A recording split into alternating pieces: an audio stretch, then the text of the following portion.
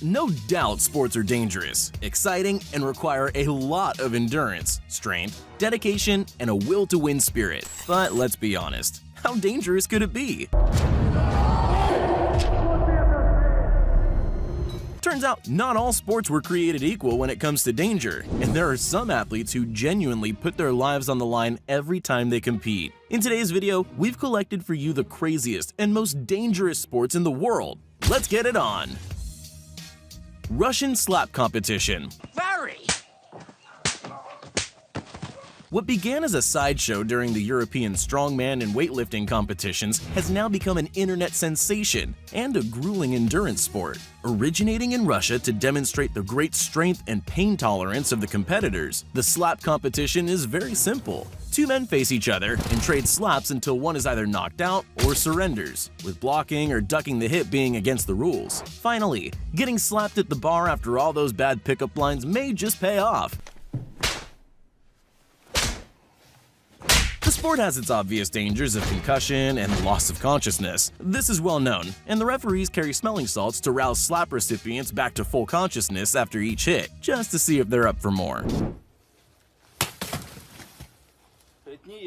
The sport's current champion, Vasily Komotsky, gained his title quite unexpectedly when his friends talked him into competing while they attended a Siberian fitness show back in May 2018. Weighing 168 kilograms, Vasily is a farmer from a small Siberian town who resembles a bear as much as he does a man, and has great palms that can deliver a slap harder than most men could punch. He is presently undefeated, with two of his competitors even being knocked out cold. This sport was dangerous enough as it is, but became a whole lot worse when Vasily joined the field. Too bad Logan Paul never got to compete against him, though. Oh! Yo, catch him, catch him, catch him. Pity. Free solo climbing.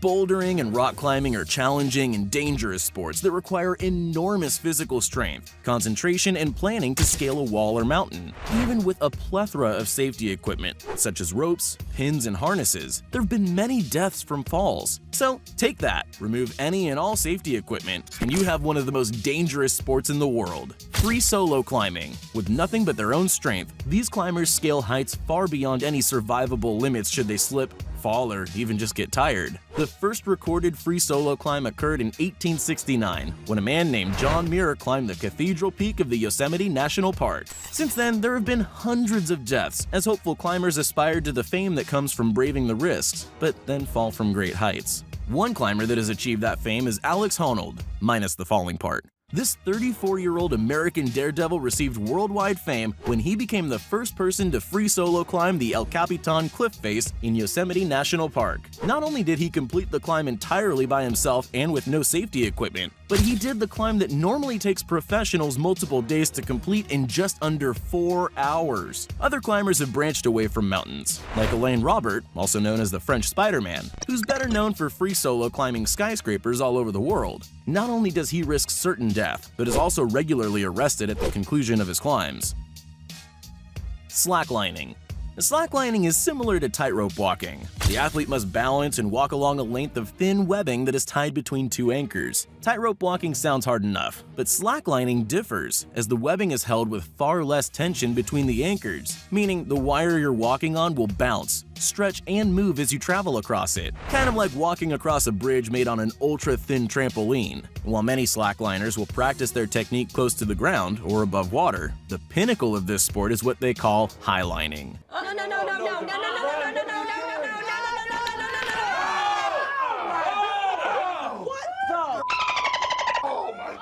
As the name suggests, this is slacklining, but at great heights, when done without harnesses or serious incidents. As is the case with all the sports on this list, danger doesn't concern athletes who continually push for bigger and higher accomplishments. The longest free solo highline was walked in Hunland Falls in northern British Columbia back in August of 2016. Friday Kuhn balanced on a length of 72 meters while being suspended 400 meters above the ground with zero safety equipment. If you're afraid of heights and dying, this isn't the sport for you. Base jumping. Back in the day, when it came to extreme sports, jumping out of a plane took the cake. These days, however, skydiving has a much more dangerous cousin: base jumping. BASE is an acronym that stands for 4 categories of fixed objects from which one can jump: buildings, antennas, spans, and earth. But wait, you may ask, a plane is so much further from the ground than a building or a cliff. Wouldn't that make it more dangerous? Well, no, actually. The lower altitude makes it riskier, as the jumpers have less time between jump and landing to get it right. A slight mistake in steering or a sudden gust of wind could send you crashing into the cliff or building you just leapt from. Lower speeds mean parachutes deploy slower, and if you pull them a second too late, they won't have time to stop your fall. Even if you get all that right, the shorter fall time means you have less time to find a spot to land, which are less common around base jumping sites. Choose wrong, and you could end up speared into a tree.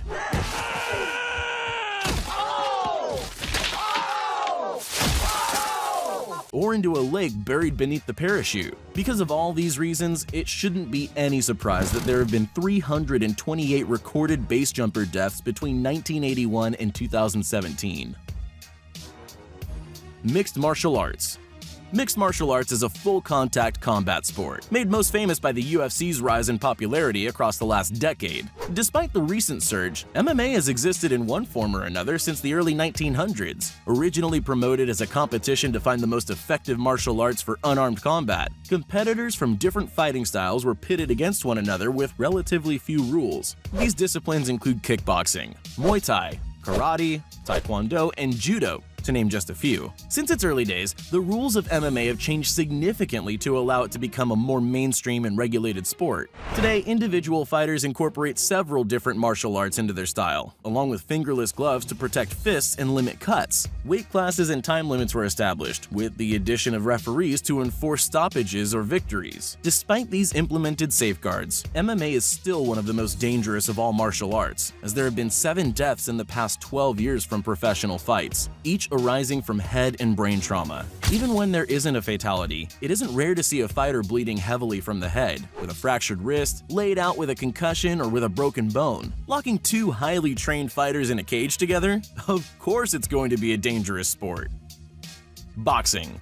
Another combat sport to make today's list is boxing. Despite being very similar to UFC fights, boxing is a single discipline, and is actually more dangerous than its MMA counterpart. Yes, even though boxers fight with larger protective gloves and MMA fighters receive 10% more injuries, boxers statistically received much more severe injuries. That's because MMA fighters target the whole body, whereas boxers are throwing hits mostly to the head. Getting successive hits to the face with punches that range from 300 to 500 kilograms of force will do a lot of damage. Detached retinas, brain trauma, and loss of consciousness is common. In fact, there were 650 deaths from professional boxing matches across a 90-year period in the 1900s. Given the danger, it's no wonder athletes like Floyd Mayweather get paid so much. Psst, hey, you still there?